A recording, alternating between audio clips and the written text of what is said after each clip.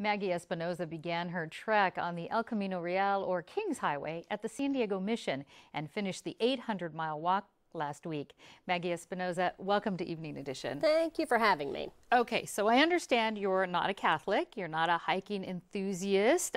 You didn't even grow up in California, so tell us, what motivated you to do this walk? I am telling you, I am asked that a lot, and it's really funny because I don't know. And every mile, I kept thinking, I'm going to figure this out. And I have finished it, and I still, the closest I can say is that I think I did it for a challenge. But I learned so much along the way. And we're going to get to what you learned, but first I want to know, how did you do this logistically? How many miles did you average a day, and what did you have to do to Well, I plan divided it into 12 months. So 1 year I gave myself.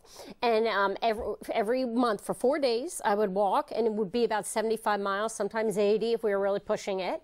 And I would then take Amtrak back and forth to where I started and ended. And I would have people join me, and I would send out an email and say, who wants to come? I'm going to be walking this section, and that's how I did it. And I did it through a guide that a gentleman had written, who's walked it twice, crazy, and also through Google Maps. Well, you say the guide and Google Maps, it sounds very popular, but really you're only the 11th person who's actually done this. What were some of the major challenges along the way? You know, I found a couple of them. One was the heat. The heat was crazy, especially in Central California. During the summertime, it really got, sometimes it was triple digits. That was very hard. And also the infrastructure and the route, there's not one route. There's not like, here's how you're gonna go and you're gonna follow it. You really had to, sometimes you had to say, well, here's the 101, there's the El Camino Real, and that I can't walk on. So I need to either parallel or I need to go out and come back in.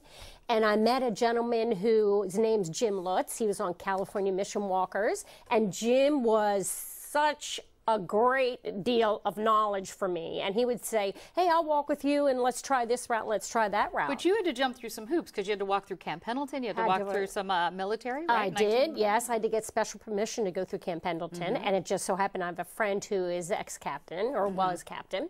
And he even said it wasn't easy for them to say yes, but we walked through. And that was a hike. That day was like 23 miles. That was a long one for that day. Yeah. Do you now that you've visited the missions, do you have a favorite one? I have two that I really love. One was Carmel. Carmel was just beautiful, and it just happens to be the one where Juníper Serra, who is the gentleman, the padre that started us all, and the other one is San Juan Capistrano. It's gorgeous. You know, I don't know if you know, they've redone it, and it is beautiful. I actually take the train up there for people who haven't. It is absolutely gorgeous, the renovation. I have to ask you this, would you do it again?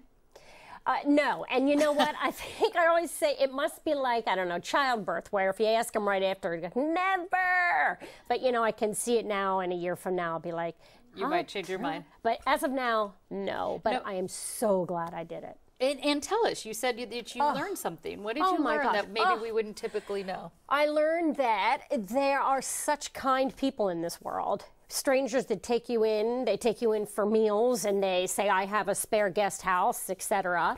You know, people that if they see, I came to a place at one point where there was supposed to be the end of my day. I was supposed to be able to stop there, and that was going to be close to the mission, and it wasn't. And so a nice farm worker, I walked up to him and I said, excuse me, sir, is there any way you could give me a, sure. And he just these people that are people's kindness. Let's talk about lessons learned that maybe we didn't learn. A lot of Californians in the 4th grade, you have to build a mission out of toothpicks. That's what I hear, like and sugar cubes. History. That's what I hear. So was there something you learned in particular about the missions that maybe we didn't learn in school? I learned the pride of the missions. You know, growing up back east, I have to say I was not familiar with the missions. So when I came out, didn't know much about them, and I thought this would really be a nice way to learn about California. The people's pride in the missions, the way that they take care of them, and the funding and everything that goes into keeping these missions, restoring them, and the people really love them. And if you had to give one piece of advice for someone who wants to do this California mission walk, what would it be? Oh my, I would say do it, but do your homework and really know what you're up for. You know, it was 796 miles. So you need to really prepare yourself for that. All right, preparation. But Maggie, but do it anyway. Maggie Espinosa, thanks so much. Thanks for having me. I enjoyed it.